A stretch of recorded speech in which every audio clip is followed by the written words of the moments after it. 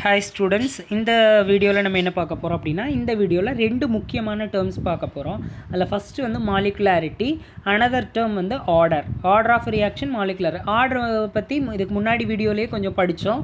இப்போது இந்த இதில் வந்து மாலிகுலாரிட்டியை பற்றி படிச்சுட்டு அந்த ஆர்டருக்கும் மாலிகுலாரிட்டி ஆஃப் த ரியாக்ஷனுக்கு என்ன டிஃப்ரென்ஸ் அப்படின்னு நம்ம பார்க்க போகிறோம்.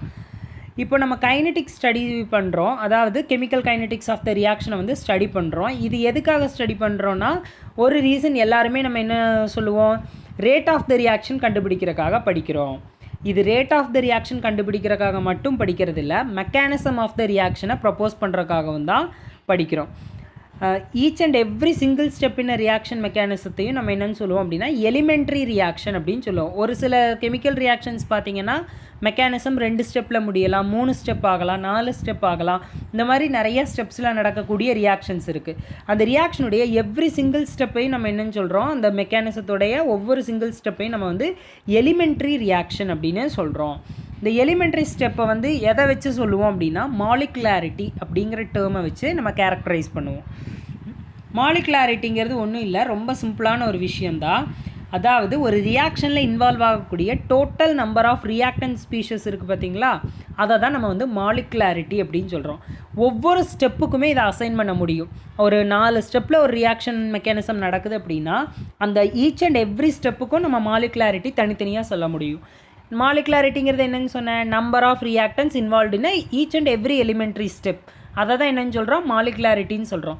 எவ்வளோ number of moles of reactant involve ஆகிருக்கோ அதை தான் என்னது மாலிகுலாரிட்டி. இது எல்லா ஸ்டெப்புக்குமே நம்மளால் அசைன் பண்ண முடியும்.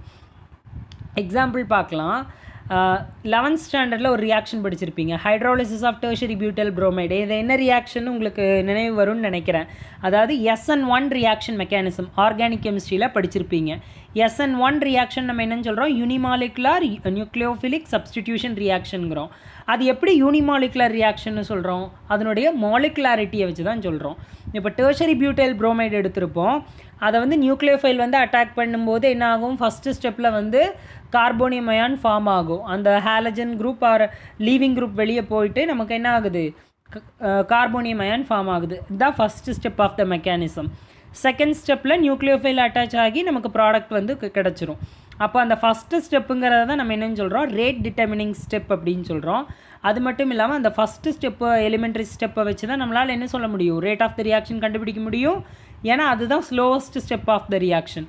ரேட் டிட்டர்மினிங் ஸ்டெப்புங்கிறது என்னது, எந்த ஒரு ரியாக்ஷன் மெக்கானிசமில் எந்த ஸ்டெப்பு ஸ்லோவஸ்ட்டு ஸ்டெப்பாக நடக்குதோ அதை தான் என்னன்னு சொல்கிறோம், ரேட் டிட்டர்மினிங் ஸ்டெப். அதாவது அந்த ஸ்லோ ஸ்டெப்பை பேஸ் பண்ணி தான் ரேட் ஆஃப் த ரியாக்ஷன் நம்மளால் கண்டுபிடிக்க முடியும்.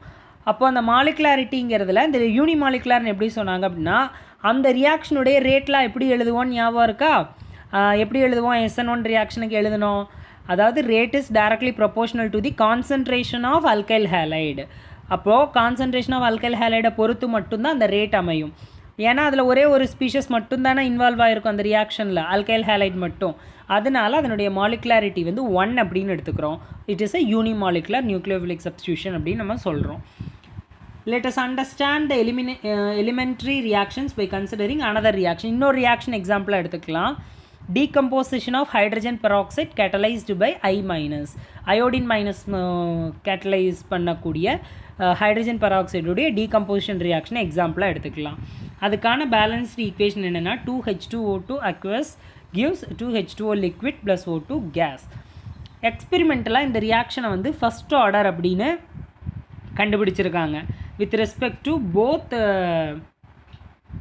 H2O2 and I-, which indicates that I- is also involved in the reaction.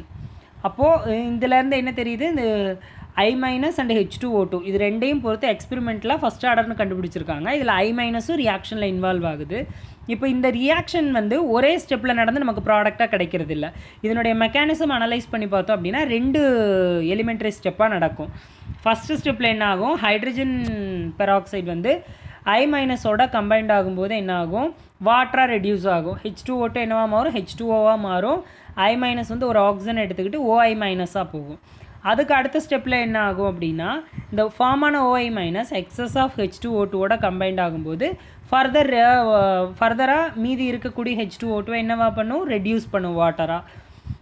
And I- plus O2 overall reaction நம்ம எப்படி எழுதுவோம், இதுக்கு முன்னாடி பார்த்த ரியாக்ஷன் தான். ஓவரால் ரியாக்ஷனில் வந்து நம்ம I மைனஸை மென்ஷன் பண்ண மாட்டோம். ஏன் I மைனஸ் மென்ஷன் பண்ண மாட்டோம்னா, இந்த ரெண்டு ரியாக்ஷனும் கம்பைன் பண்ணால் OI minus cancel, I minus cancel ஆயிரும். பட் I மைனஸ் இங்கே மென்ஷன் பண்ணலாம். பட் அந்த ரியாக்ஷனில் என்ன இன்வால்வ் ஆகுது, அயோடின் மைனஸ் இன்வால்வ் ஆகுது.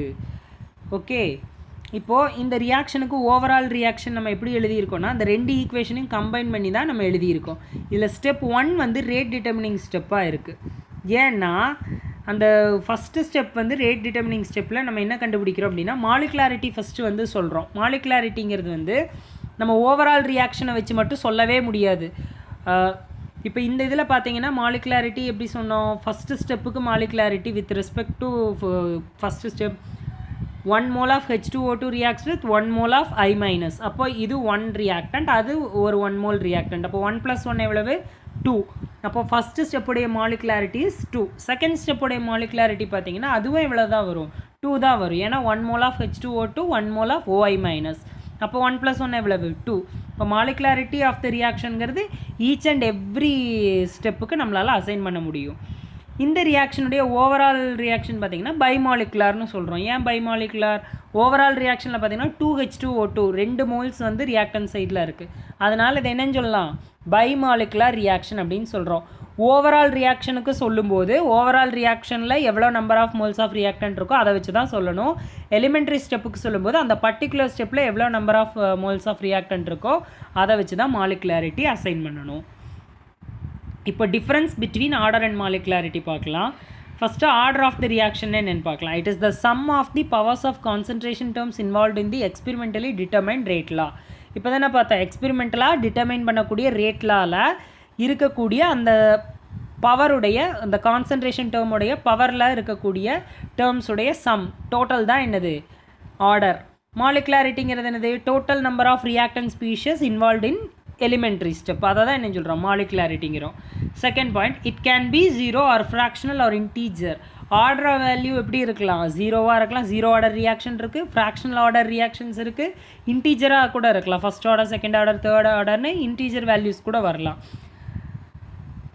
ஆனால் மாலிகுலாரிட்டி எப்போவுமே ஹோல் நம்பராக இருக்கும், அது 0வாக வாய்ப்பே கிடையாது. அதே மாதிரி ஃப்ராக்ஷனல் நம்பரும் ஆக முடியாது.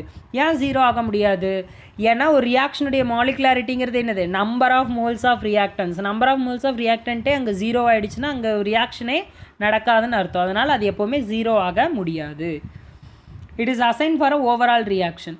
ஆர்டர் ஆஃப் தி ரியாக்ஷனுங்கிறது வந்து ஓவரால் ரியாக்ஷனுக்கு சொல்கிறது. மொத்தமாக அந்த ரியாக்ஷன் எத்தனை ஸ்டெப்பில் வேணால் நடந்திருக்கலாம், பட் ஓவரால் ரியாக்ஷனுக்கு மட்டும்தான் அசைன் பண்ண முடியும். ஆனால் நம்ம மாலிகுலாரிட்டி எப்படி அசைன் பண்ணலாம், each and every step of the ரியாக்ஷனுக்கும் நம்மளால் மாலிகுலாரிட்டி வேல்யூ அசைன் பண்ண முடியும். இதுதான் மாலிகுலாரிட்டி அண்ட் ஆர்டருக்கு இடையில உள்ள difference. Thank you students, thanks for வாட்சிங் த வீடியோ.